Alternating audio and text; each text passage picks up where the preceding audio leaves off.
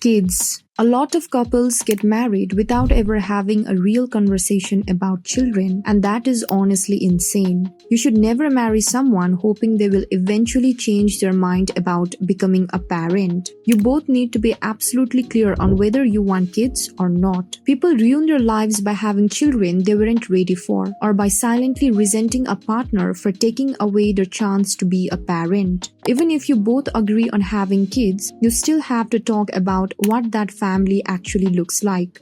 One person might picture a small, quiet family, while the other dreams of a house full of children. Also, what core values will you raise them with, like kindness, discipline, freedom, or faith? Timing is another huge deal.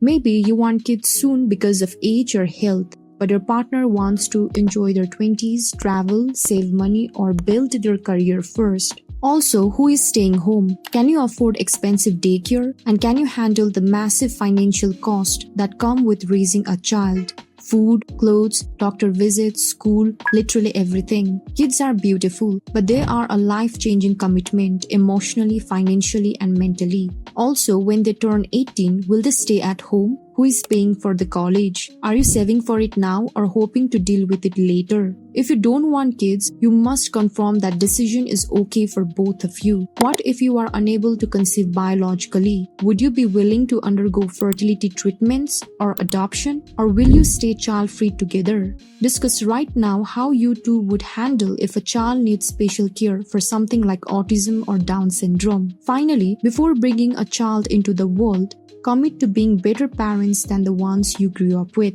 Learn real parenting skills, talk about the positive home environment you want to create, and choose to break old negative cycles. A little awareness now can give your future child a far better start than you had, whether you plan to be strict or lenient. Money. Can both of you earn enough money to support yourselves if your partner wasn't around? If one person is completely dependent, it can lead to power struggles, control issues, and huge pressure that most couples cannot handle forever. You need to know you can take care of yourself just in case. Are you the person who always has money saved, or are you always close to zero? How different are your money habits? Is it okay if your partner manages their money totally differently than you? Will you both be completely honest about money, or is one of you the my money is my business type? Will you combine all your money into one account, or will you keep your accounts separate? What are your big financial dreams? Do you want to retire super early and travel the world, live a small simple life, or build a huge dream house? You need to be aiming at the same target. If one of you loses your job, what happens? Will you be pressured to find any job immediately, or will your partner calmly support you until the right opportunity comes along? If one person earns way more money than the other, will there be resentment, or do they get to make all the important financial decisions? Money isn't romantic, but not talking about it is one of the biggest reasons couples fall apart. Sex. What are your sexual preferences? Are you mostly vanilla, or do you like things spiced up? What kind of sexual relationship feels ideal to you? And more importantly, do you have the maturity to handle it when your partner isn't feeling it? Days, weeks, or even months? Sexual compatibility is one of the most important parts of a relationship. It's not just about how often you have sex. It's about desire, needs, and feeling satisfied together. People have different sex drives. One person thinking a month without sex is fine, while the other expecting weekly is a recipe for a resentment. Do you believe in sex before marriage, or do you think you need to test each other out to make sure you are compatible? And what if one of your desires changes? Can you talk about it without getting hurt or upset? Once you trust each other, share your kinks or too, even if it's embarrassing. It might feel awkward, but doing this before marriage could prevent a ton of strange discussions and problems on both ends. Family. When you marry, you are building your own team. So ask, will your partner choose you first when things get complicated, or will their family still have the final say? Do their parents and relatives respect boundaries, or do they get involved in everything? Are they supportive of your relationship, or do they add stress? Also look at your own side. What does your family expect from you too? Are you both willing to set clear boundaries if someone tries to control, interfere, or cross the line? Because if you don't protect your relationship from outside pressure, it can damage even the strongest bond. Careers and professional goals. If one of you works crazy hours, travels non-stop, moves often, or has a stressful or risky job, it will affect how much time and energy you can give each other. You both need to be honest about whether you can handle that lifestyle together, how important each person's ambitions and dreams are to the other. If your partner gets a dream job in another city, would you move with them? And if you are someone who needs quality time, could you stay happy with someone who's barely around because of work? Past relationships and sexual history.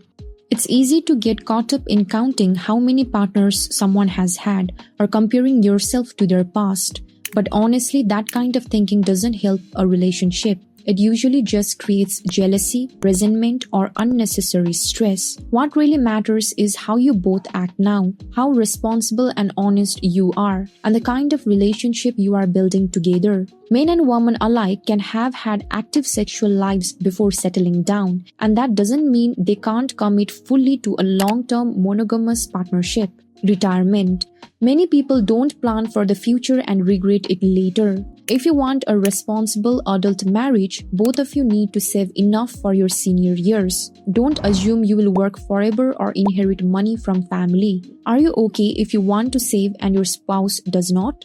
Debts. Imagine finding out your partner has been hiding a huge loan or debt. When one person is secretly piling up bills, it brings constant stress, worry, and arguments into your home, stealing your ability to save or dream about the future. Staying with in-laws. Living with in-laws can put a lot of stress on a marriage. It can create constant interference in decisions about children, finances, and daily life. Privacy and independence are reduced, and small disagreements can escalate when others are always around. The thing about getting married means that you each leave your birth families to become a whole new family. Tidiness. If one of you loves everything neat and clean, and the other is more relaxed or messy, that can turn into daily frustration fast. Can the tidy one be patient without trying to control everything? And if you are the messy one, are you willing to put in effort so your habits don't stress your partner out?